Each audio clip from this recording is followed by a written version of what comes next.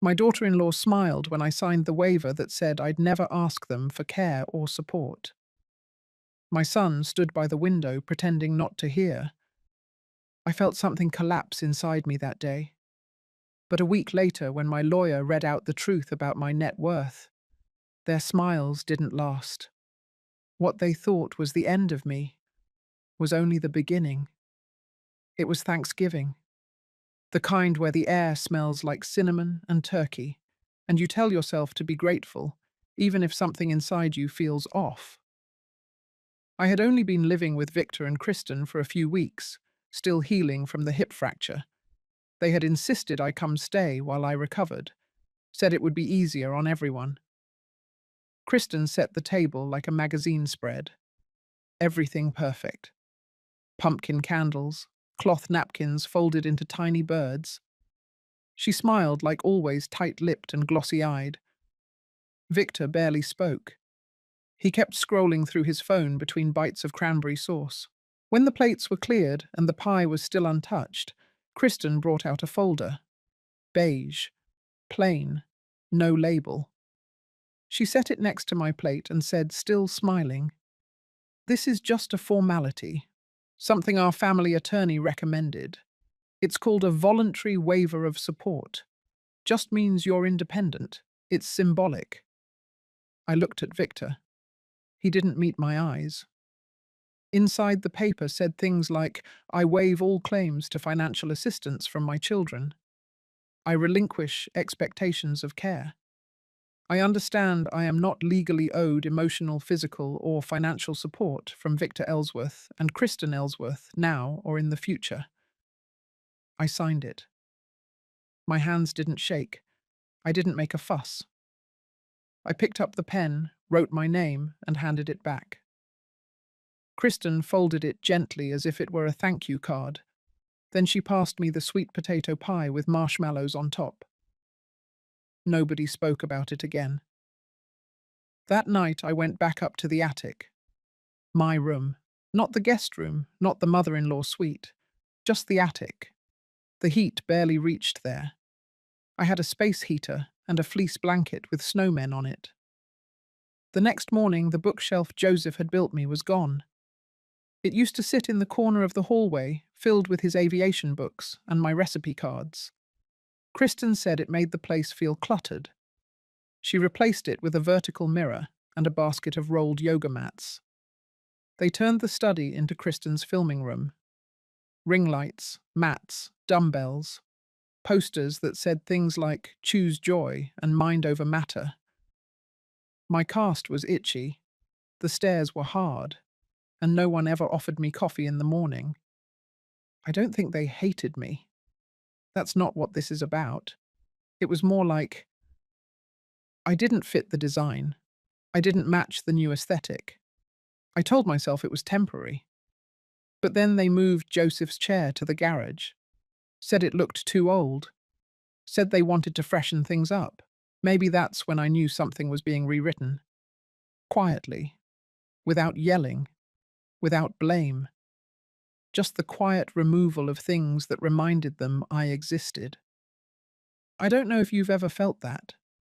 Being erased softly, not out of anger but convenience.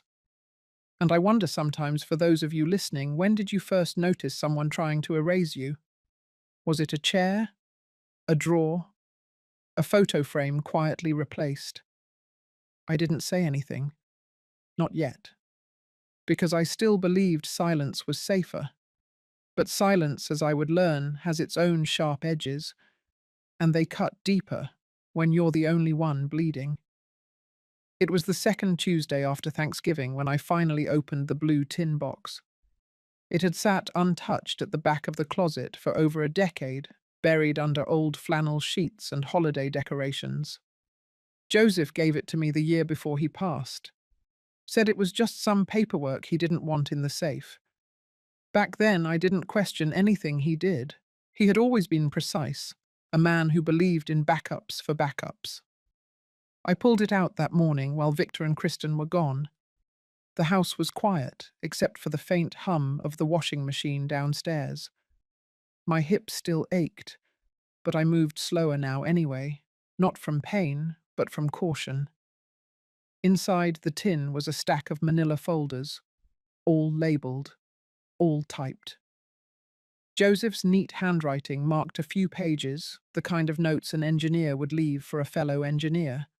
Logical, sparse, efficient. I expected bank statements, maybe a few insurance policies. What I didn't expect were 20 years' worth of investment summaries. I recognized our old brokerage accounts, but the balances made me pause. Then I found it. A full spreadsheet printout from 3 years before he died with my name at the top. Not his. Mine. IRA accounts, trust funds, municipal bonds, all diversified, all in my name. There were also quarterly reports from a financial firm in Connecticut. I didn't even remember opening an account there. But it was real. The numbers were there. Every asset, every holding meticulously logged and updated. I counted the total 3 times before it sank in. $77 million. Joseph had moved everything under my name, gradually starting in the late 90s. He had taken care of the legal transfers quietly. I saw notarized documents with dates I vaguely remembered back when I was busy volunteering at the library and baking for church events. I never thought to ask what he was doing in his home office every evening. And now it made sense why he never seemed concerned about retirement, why he never pushed me to go back to work after I left the accounting firm. He knew. He had planned for it.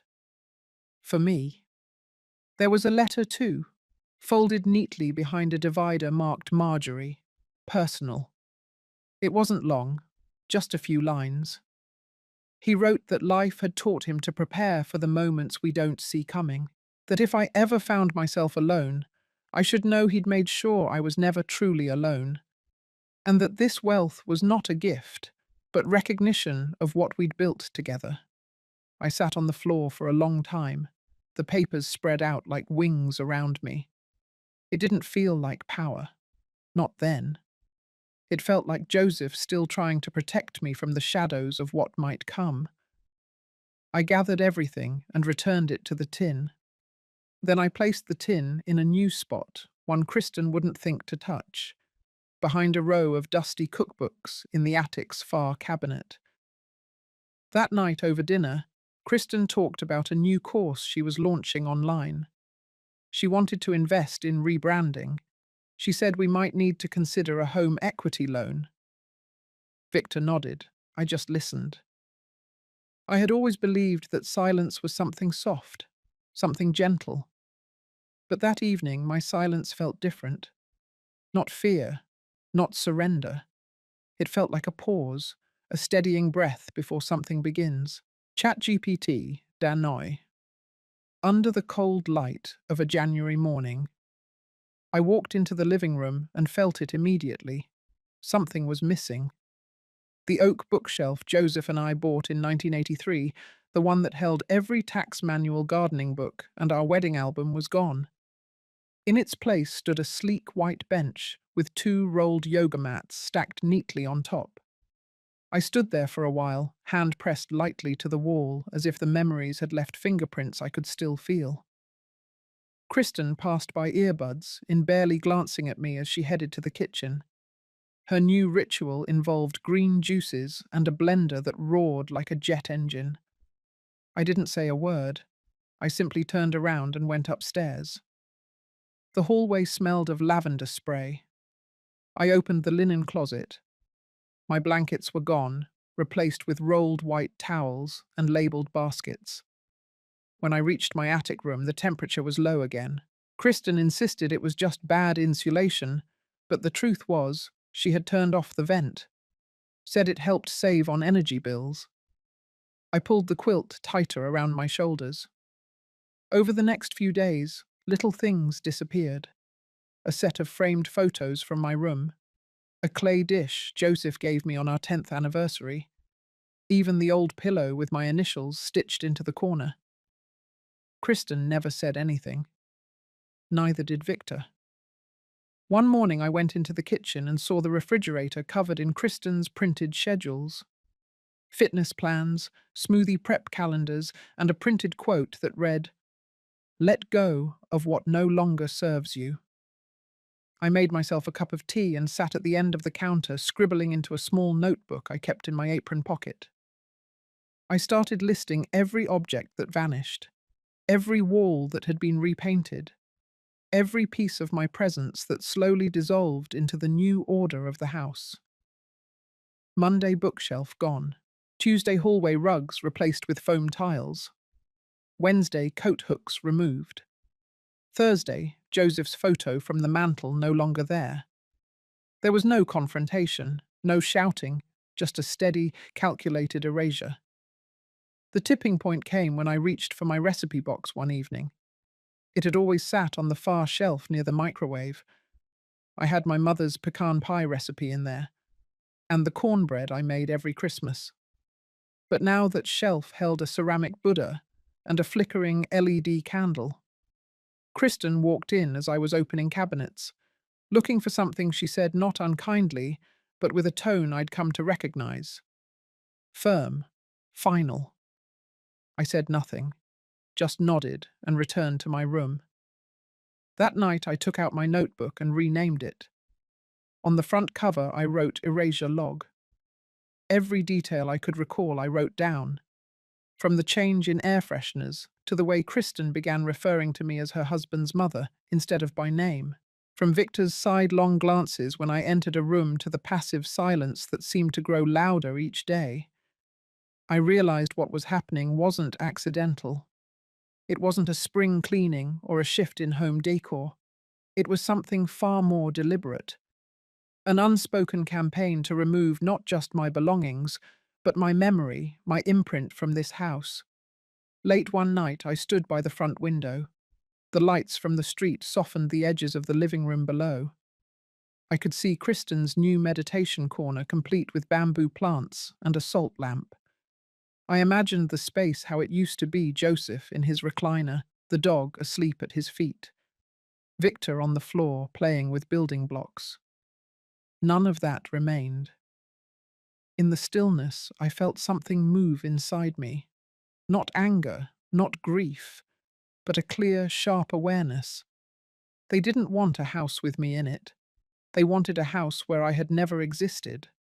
I returned to my attic room and opened the tin box again, not to recount the money, but to confirm what I already knew, that even if my name faded from their hallway walls and family photos, it would not be erased from the things that mattered most: the ownership papers, the trusts, the investments Joseph built in my name. That truth sat there unshaken. I added one final note in my log that night. They are not aware I am the storm they are quietly sweeping out. The morning after the first snow of December, I stood in the hallway, one hand resting on the wooden railing, the other gripping the edge of my sweater. The silence in the house felt sharper than usual. Kristen's laughter had stopped, and Victor's footsteps echoed faintly as he made his way downstairs. I caught his reflection through the crack of the guest room door. He stood there for a moment, eyes on me, mouth parted slightly like he had something to say, but nothing came out, just a nod. Then he walked away. It was the first time I saw it so clearly. The betrayal didn't come with shouting or slamming doors. It came wrapped in quietness, like someone leaving the window open in winter and never bothering to close it.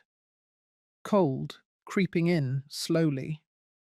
That morning, Kristen brought out a new set of house plans and spread them across the dining table. Her voice was syrupy as she spoke to Victor, pointing at areas she wanted to modernize. She circled my bedroom in red marker, saying it would make a great meditation room. I wasn't asked. My name wasn't mentioned. I had become furniture, something to be rearranged. I walked past them, pretending not to hear, but my mind had already begun documenting everything. I pulled out the small leather notebook Joseph once gave me and began writing again. I titled that page Erasure Log, Day 47. That night I lay in bed, staring at the ceiling, rehearsing the details of the afternoon. Kristen had said the word permanent while gesturing to the garage. Victor had hesitated, his hand hovering over the corner of the blueprint. That tiny pause, that flicker of discomfort, it gave me enough reason to know he wasn't entirely blind, just weak.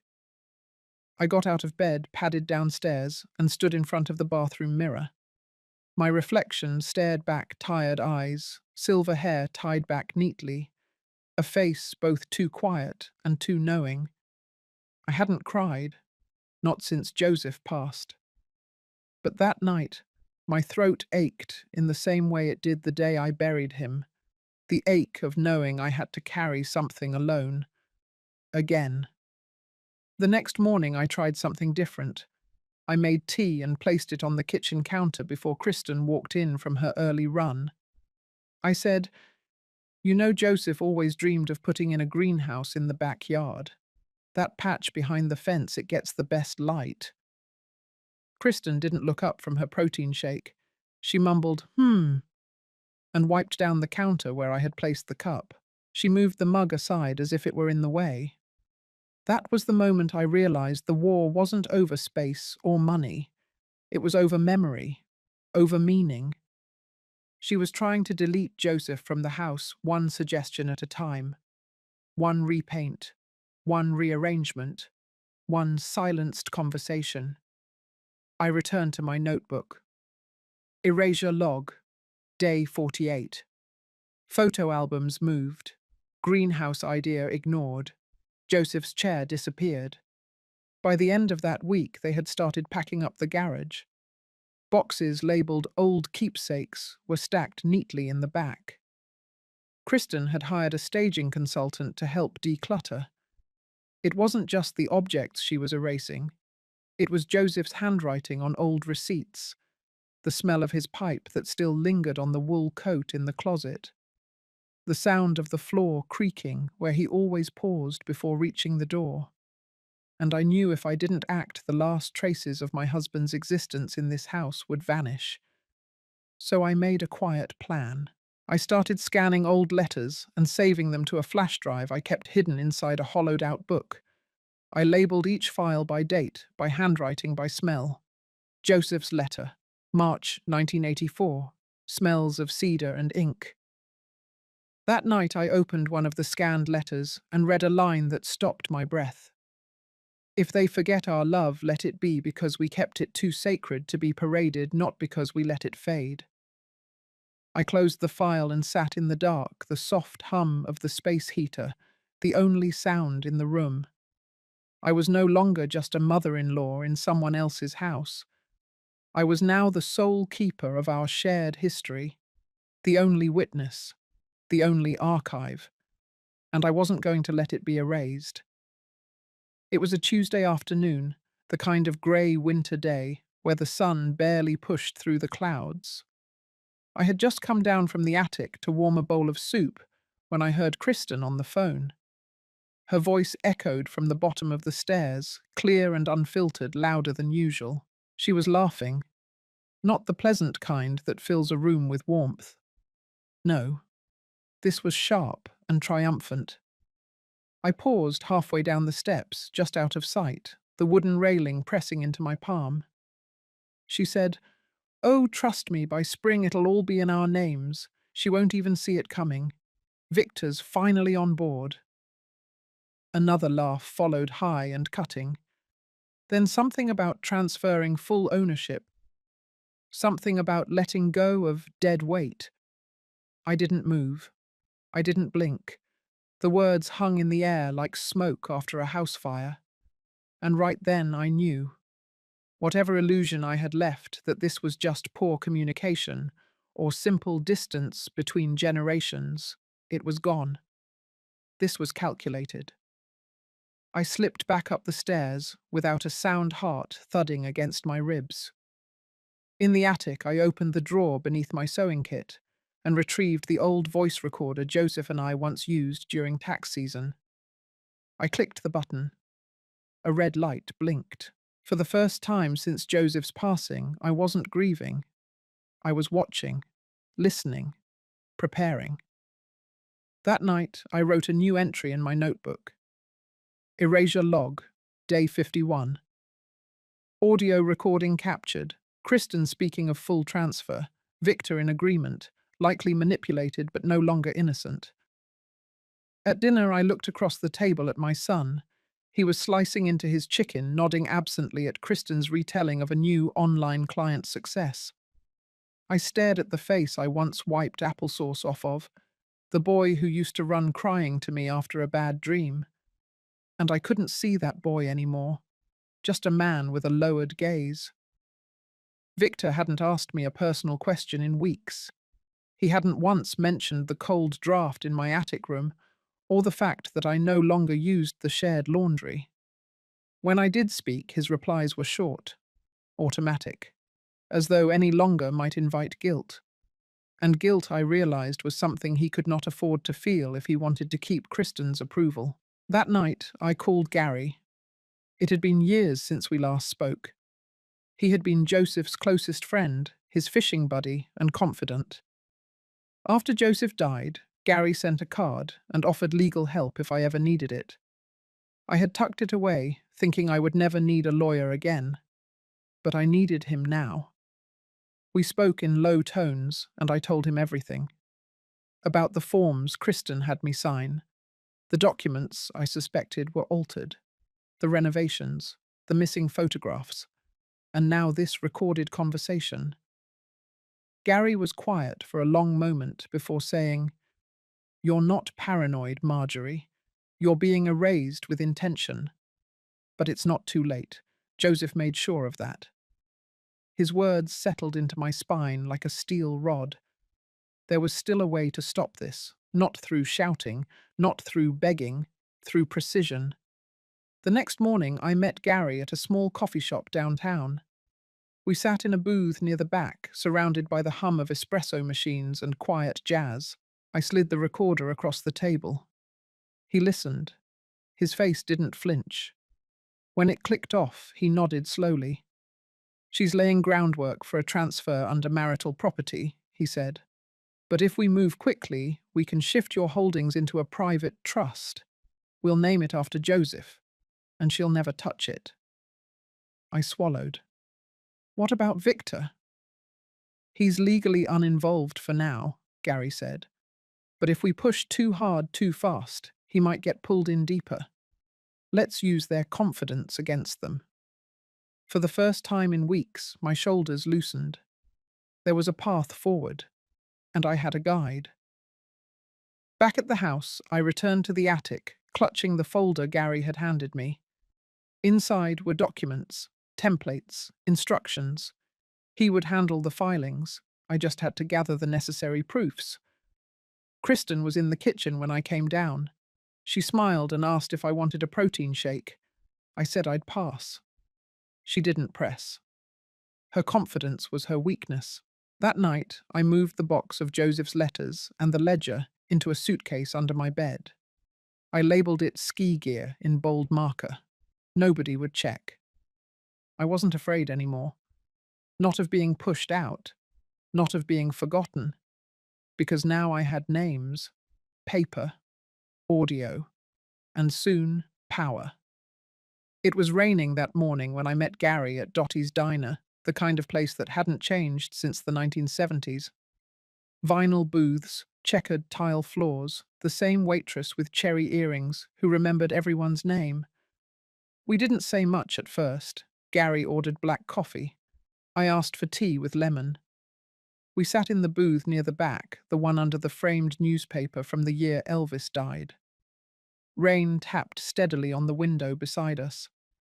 I slid the envelope across the table. Inside were the copies of Kristen's forged documents, the audio from the stairway, and 2 pages from Joseph's old ledger, with his handwriting showing the separation of assets. Gary opened it carefully, nodding his brows, furrowing with each line he read. "She's not just overstepping," he said finally. "She's laying down a legal trail. These are attempts to establish de facto control. But if we shift your holdings now, we can box her out before she gets bold enough to bring a lawyer." His voice was low matter of fact. reassuring in a way I didn't realize I needed. I looked around the diner. No one paid us any attention. It felt safe there, like nothing could reach me inside that little cocoon of formica and coffee steam. He reached under the table and gently patted my hand. "You're not overreacting. This is the moment to move." I nodded. We spent the next hour going over details. He explained the foundation we'd create named in honor of Joseph, not just as a shield, but as a legacy. The Joseph M. Ellsworth Foundation. It would be a private non-profit with funds directed toward local scholarships, elder care grants, and literacy initiatives. All things Joseph had quietly supported for decades. It wasn't just about protecting money, it was about defining where it went and who it served. And it would remove any access Kristen thought she was entitled to. I signed the initial paperwork with a pen I brought from home, one of Joseph's old pens. I remember the way it scratched against the legal pad. Final. Clean. Gary leaned in. "We'll file this quietly over the next 3 weeks. I'll create a shell trust to start, so it looks like minor portfolio adjustments. Once the transfer is complete, Kristen and Victor won't know until it's irreversible." I exhaled. It felt like releasing a breath I'd been holding since Thanksgiving. Back at home, the air in the house felt thinner. Kristen was in her studio upstairs, shouting cues into her headset for some online yoga class. Victor wasn't home yet. I slipped into the kitchen, boiled water for tea, and pulled out my small notebook. I began making lists, not just legal documents or assets, but memories, names, places, people who had stood by me, people who could be allies. Not many, but enough. A few women from the church who had seen me struggle with my cane last month and offered rides. A neighbour who used to work in local government. My old colleague May from the town accounting office. I made a separate list of what had disappeared from the house since I moved in. Photo albums, books, the sewing machine, the quilt Joseph's mother made, the spice rack with handwritten labels. It wasn't about material things, it was about erosion. Kristen was sanding away the texture of my life. That night I cooked dinner before anyone came home. Roasted chicken, mashed potatoes, fresh green beans with lemon. Something simple, familiar. I set the table with the good dishes. Kristen walked in first. She raised an eyebrow, then quickly smoothed it out. "Smells nice," she said, hanging her gym bag by the door. Victor came in 5 minutes later, gave me a tired half smile.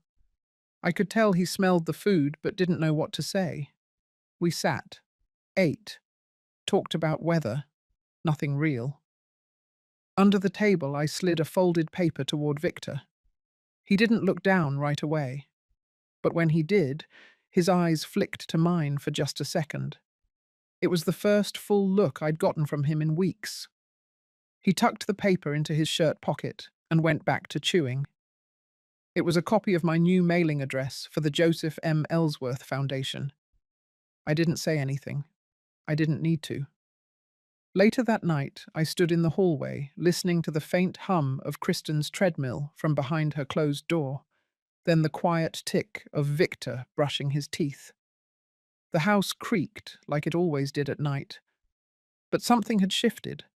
I wasn't invisible anymore. I had a name, a signature, a plan, and now a foundation that bore my husband's name, one no one could erase. I was making tea when Kristen came into the kitchen with a stack of freshly printed papers in her hand. She placed them on the table with the kind of softness you'd expect from someone setting down a birthday card. But I knew better. That paper wasn't kind. Her voice was gentler than usual, almost hesitant. She said these were just a few small updates, something to tidy up the household responsibilities and medical decisions. I didn't say anything. I just stirred my tea like I hadn't heard a word. She pulled out a chair and sat down across from me. That was new. Kristen rarely sat when she could stand above someone. But today she seemed careful, like a woman walking across ice that hadn't frozen solid. She slid the pages toward me, smiling in a way that didn't touch her eyes. I looked down at the document without moving my hands. I let the silence build. When I finally reached for a pen, I didn't sign the way she expected. I wrote my name in the margin. Tiny, crooked, barely legible. It was enough. Then I looked up and asked her for a copy of what I'd just signed. That caught her off guard. She blinked fast and said she needed to check with Victor first. I told her I'd wait. She stood, gathered the pages a little too quickly, and left the kitchen without another word. I listened to the sound of her steps fade into the hallway, the door to the study clicking shut. I finished my tea in silence, then walked upstairs to the little alcove off the attic where they had tucked my boxes after the move. Among all the dust and forgotten linens, I found the accordion folder I had labeled in pencil, legal and quiet. It was where I had started keeping everything. Photos, receipts, notes, a copy of the first document Kristen had asked me to sign back in November. I placed the new paper inside it, along with a line in my notebook that read, Kristen, March 14th, pushed new forms, no details given, refused copy. That night I barely slept. Victor didn't say anything during dinner.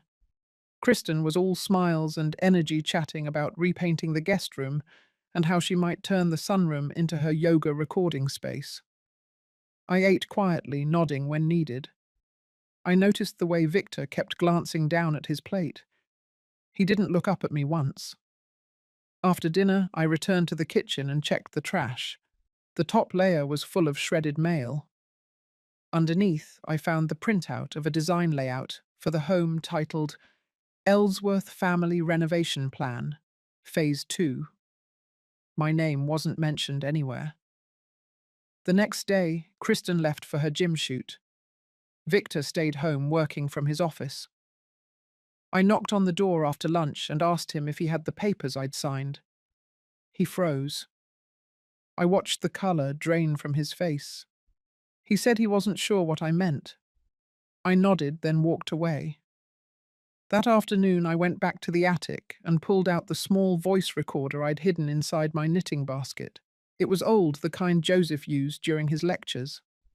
I changed the batteries, tested it, and slipped it into my robe pocket.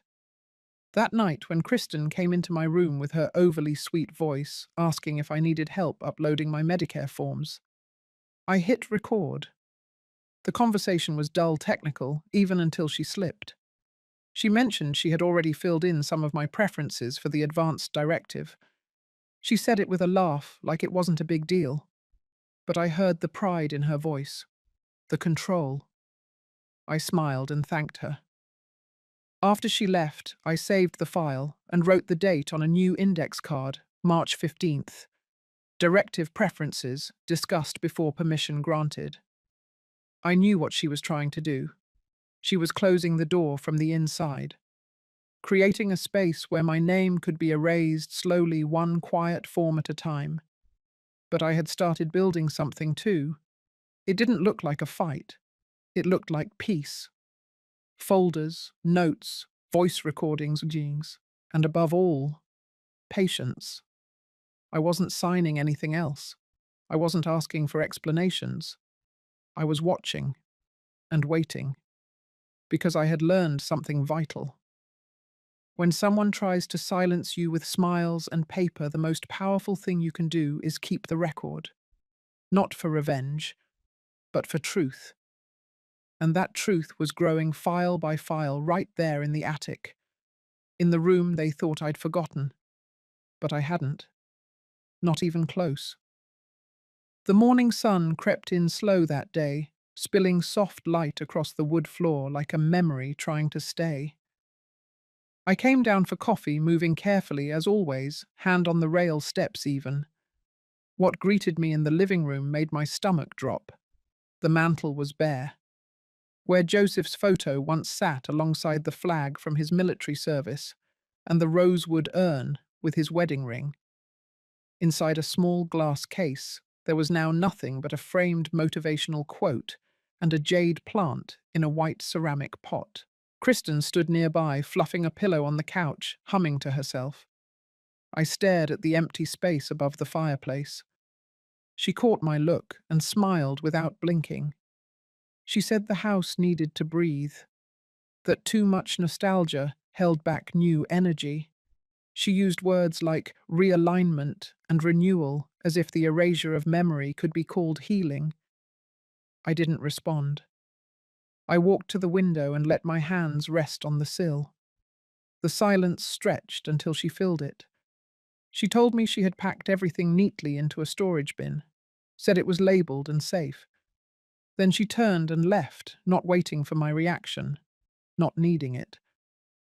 I didn't go looking for the box. I didn't want to see how neatly my past had been folded into plastic. Later that afternoon, while she was out running errands and Victor was on a call, I went to my bedroom. It had changed too. The quilt I had brought from my old house was gone, replaced by a grey coverlet, clean and cold. The lace curtains had been swapped for blackout panels. The shelf where I kept the anniversary clock Joseph gave me had been cleared. In its place was a diffuser and a stack of self-help books I had never read. I opened my closet. My old scarves, the ones Joseph used to buy me from small shops in the towns we passed through during his work trips, were missing. I found them later in a donation bag tucked inside the garage. I took one back, a pale blue silk one with tiny yellow flowers. I folded it and slipped it into the pocket of my cardigan. It felt like reclaiming a breath. That night I sat at the foot of my bed and looked around the room. It didn't belong to me anymore. Not really. The shape of it, the scent of lavender replaced by peppermint, the angles of the furniture all felt like someone else's idea of comfort. So I made a small change. From the back of my dresser drawer, I pulled out the only photo I had managed to keep with me from the old house. It was taken the summer after Joseph retired. We were standing under a maple tree, his arm around my shoulder, both of us squinting into the light. He had just started helping me manage the small investments we had made over the years. That was when the seed of the foundation had started, though. Neither of us knew what it would become. I found a small wooden frame, one of the few things left untouched. I placed the photo inside and set it on the nightstand, angled just slightly toward my pillow. No one noticed. Not right away. The next morning, Kristen walked past my room with a laundry basket. She paused for a second at the doorway. I didn't look up from my book. She didn't say anything. But later, when I went downstairs, I saw her rearranging the living room shelves again. One of the church ladies had dropped off a bouquet of lilies for me. I placed them next to Joseph's photo on the nightstand. That night I lit a small candle next to it. Nothing dramatic, just a flame of photo and a whisper of the life I had lived before they started painting over it. I wasn't just defending a memory anymore. I was creating a boundary, a quiet one. The scarf, the photo, the candle, symbols of a self that refused to disappear. I added a new entry in my notebook. March 23rd. Home aesthetics altered. Memorial items removed without discussion. Reclaimed one scarf and restored one photograph. The list grew longer, but so did my resolve. They had removed the altar, but they hadn't removed my belief in Joseph, in what we built, in the quiet, deliberate act of remembering. I was no longer just preserving things. I was preparing for what came next. The morning unfolded like any other. Kristen prepared her usual kale smoothie in the kitchen. Victor sat silently at the island, reading something on his phone. I was on the back porch with a shawl over my shoulders, the same pale blue one I had taken back from the donation pile. I had just finished updating my notebook. But something shifted when I came inside. I heard voices from the study. Kristen was speaking quickly, her tone bright, like a real estate agent giving a pitch. Then I caught the sound of another voicemail, unfamiliar with a clipped professional cadence. I stopped just outside the door and listened. They were discussing the house, transfer titles, ownership percentages. Kristen mentioned Victor's name, her own name, then paused before saying mine. Not with regard, just as a footnote. The man replied that the paperwork could be finalized before the end of the week if all signatures were in place. I felt something in me lock into place. When Kristen stepped out and noticed me standing there, she smiled and gestured toward the hallway like it was just a casual meeting. She said they were exploring options, planning ahead. I nodded slowly and went to the living room. I sat down on the couch, the same one where Joseph used to read the paper every Sunday. My hands rested in my lap, and for the first time in weeks, they didn't tremble. When Victor walked in minutes later holding a folder, he avoided my gaze. He said the notary had just arrived to go over some routine updates. I asked what kind of updates. His voice faltered. Kristen answered for him, placing a stack of documents on the coffee table. She said it was just formalizing things, that it made sense for the home to be in the names of those actively maintaining it. I asked her if that meant me being removed. She didn't reply. She just tapped a pen against the signature line. That was when I stood up. Not in a dramatic rush, just slow and sure. I told them this house no longer felt like mine. That was something I had quietly known for months. But now I said it aloud. I said it while looking them both in the eyes. Kristen looked annoyed. Victor looked ashamed. I picked up one of the documents and scanned it. I recognized the phrasing. Joseph had taught me enough about contracts to know when one had been rewritten to absorb an asset without consent. This wasn't a formality. This was a transfer. I looked at Victor again and told him this was the moment his silence became complicity. Then I turned to Kristen and said something I hadn't planned. I said the memories in this house were once sacred, that each corner held something Joseph and I had built together. The bookshelves, the porch swing, even the stain on the floorboard by the kitchen island where he once dropped a bottle of Merlot and laughed so hard he cried.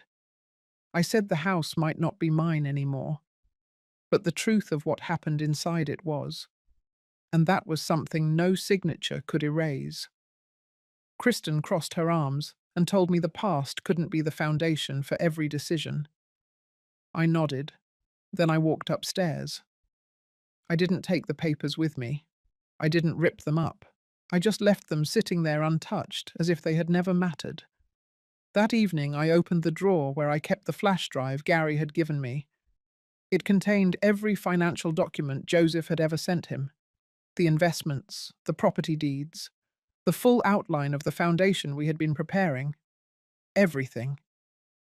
I updated my personal notes. Date, March 29th. Attempted legal erasure through asset reassignment.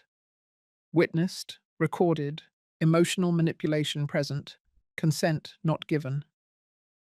Then I wrote one sentence in all caps. I am still here. The next morning I packed a small bag and asked Victor to drive me to the lawyer's office. He didn't ask why. He just nodded, grabbed his keys, and followed me out the door. Kristen didn't come with us. In the car, we barely spoke. But right before we pulled into the parking lot, I looked at him and said thank you. Not for his help, but for finally showing me how much he had changed, and how much I hadn't. Inside Gary's office, I handed him the notebook, the flash drive, and the audio files I had compiled. He opened his legal pad and began to work. I wasn't erasing anyone. I was just choosing to remember what mattered, and defending it in the only way I knew how, with clarity, and no more permission. I had never known a silence more focused than the one in my bedroom that evening. It wasn't the quiet of being ignored. It wasn't the chill of being forgotten. It was the kind of silence that came after clarity. Not peace, but purpose. I sat on the edge of the bed, notebook open in front of me. flash drive tucked neatly in the side pocket. Everything was ready. Everything was labeled, organized, numbered. That's what decades of bookkeeping had taught me. Numbers never lied, and they remembered even when people chose not to. The light from the hallway cast a long shadow across the floor. I could hear Kristen's voice floating up the stairs. She was pacing while on a call again. I didn't care to listen. Not yet. Instead, I reached into my nightstand and pulled out the old recorder Gary had given me. It was small, matte, black, reliable. I clicked it on and let the red light blink for a few seconds before hitting record. My voice sounded dry at first. I cleared my throat once and started with the date. April 2nd, recording number 36. Subject full observation and audio of private conversation regarding medical authority and financial transfer intent. I kept the recorder running as I moved to the hallway. Kristen's voice got clearer. She was speaking into her Bluetooth headset, her words sharp and clipped. She was explaining to someone that the medical documents would be easier to handle once my name was removed, that the insurance provider needed a clean file. Then she mentioned the house again. She said something about consolidating ownership to qualify for a specific tax deferment. She was saying it too fast, too smoothly, like she had rehearsed it all in her head a dozen times.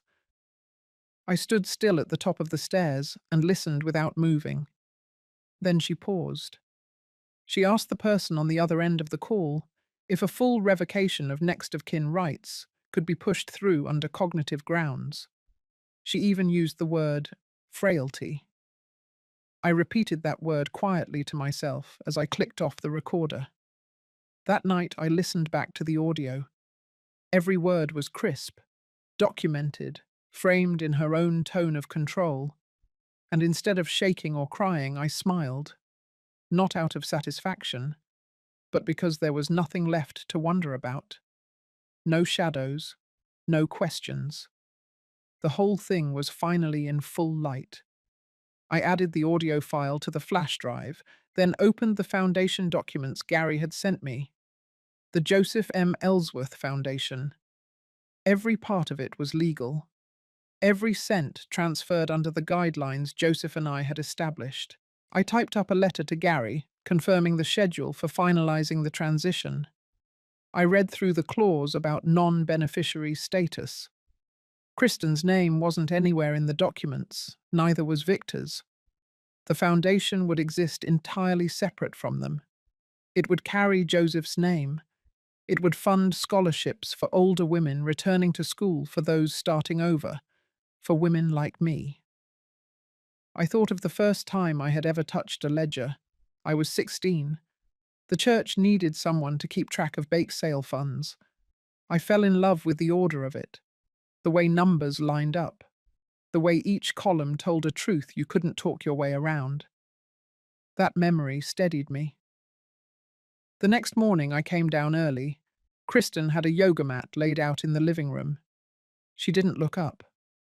Victor was in the kitchen making coffee. He gave me a stiff nod.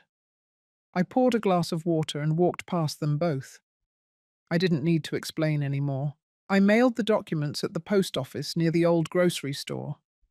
The clerk smiled when she saw the thick envelope and joked that it looked like I was sending off a novel.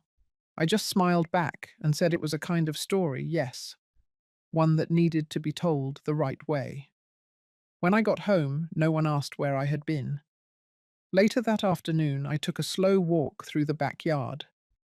The grass was thick with spring, and the first tulips had started to push through the earth by the fence. I knelt down and touched one of them. Yellow, the same shade Joseph once painted the garden bench with. That evening, I made one more recording. April 3rd, recording 37, subject final thoughts before legal execution of transfer documents. I spoke clearly. I said I had not been erased. I had been removed, yes, dismissed, silenced. But I had not disappeared.